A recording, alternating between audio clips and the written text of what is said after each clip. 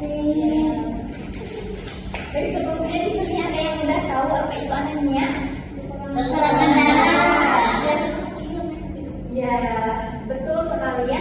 Jadi anemia itu adalah suatu kondisi di mana tubuh kita itu kekurangan sel darah merah atau hemoglobin yang di dalam tubuh kita itu kurang. Ada yang tahu hemoglobin itu apa? Enggak.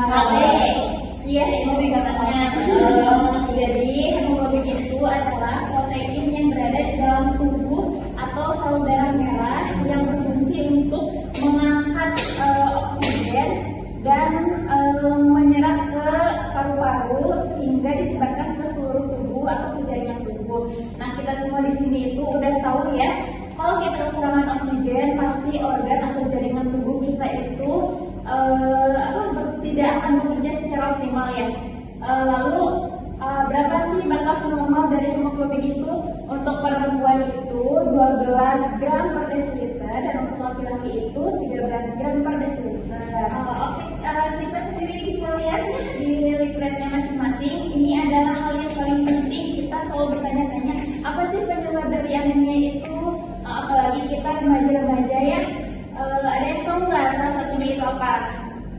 Penyebab dari anemia yang sering kita rasakan setiap hari. Ada di sini yang anemia? Tidak? Udah pernah cek KB-nya? Belum. Oke, baik. Jadi salah satu penyebab dari kurangnya anemia itu adalah yang pertama ada kekurangan zat besi. Kekurangan zat besi itu adalah penyebab utama dari anemia. Kenapa? Karena asupan zat besi ke dalam tubuh kita itu kurang. Lalu yang kedua itu ada kehilangan darah.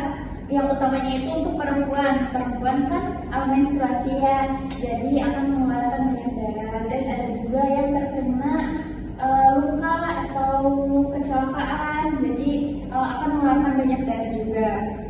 Selanjutnya itu ada pertumbuhan pesat. Nah, remaja itu karena pertumbuhannya pesat, maka akan membutuhkan zat besi yang lebih tinggi. Mohon maaf ya teman-teman.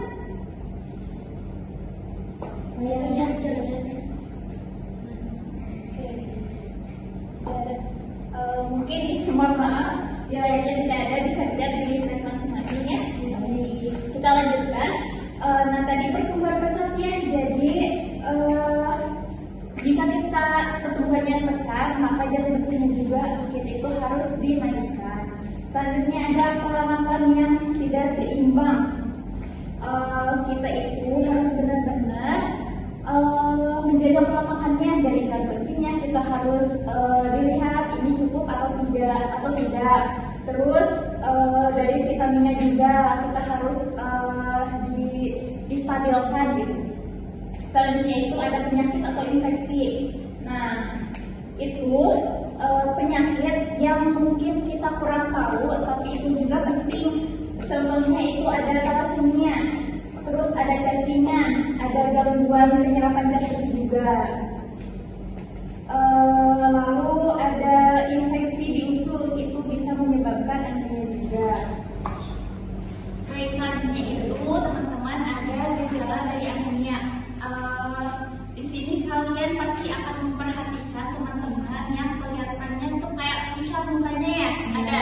Nah, itu bisa termasuk ke dalam anemia, kekurangan darah. Terus ada bisa juga rambutnya rontok, kukunya pecah-pecah.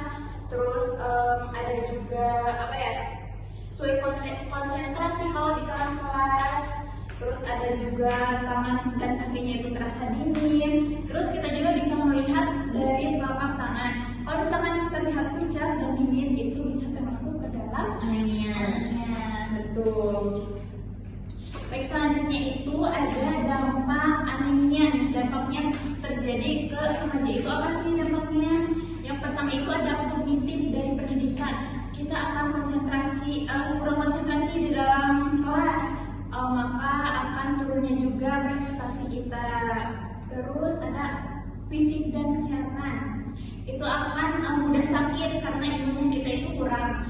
Terus pertumbuhannya itu terlambat karena yang tadi juga kan kekurangan zat besi. Terus selanjutnya itu ada psikologis dan sosial.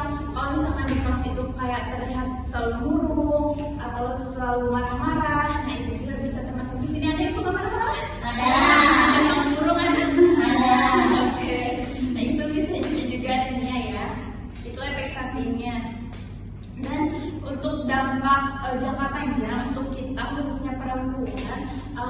misalkan anemia, nanti saat kita hamil kita otomatis akan kekurangan HB kan. Nah itu tuh akan berdampak kepada bayi dan nantinya itu akan prematur atau berat badannya itu kurang. Selanjutnya itu ada cara pencegahan anemia nih, ini yang penting. Cara pencegahan anemia itu seperti apa? Yang pertama itu harus konsumsi zat besi. Apa aja? Ada yang tahu? Telur. Nah betul. Kacang. Telur, kacang, terus daging merah, daging sapi itu. Terus ada konsumsi vitamin C. Jeruk. Jeruk. Terus ada apa lagi? Tomat, jambu biji, stroberi itu vitamin C. Pisang bisa.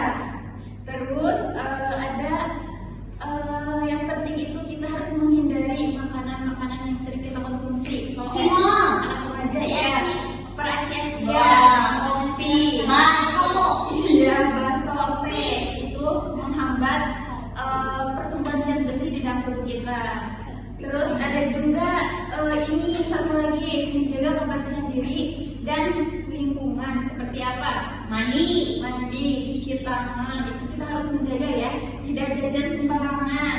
Karena kan kalau misalkan kita jajan sembarangan, mohon maaf, mungkin agak kotor ya. Berbeda dengan kurang higienis, berbeda dengan buatan kita sendiri.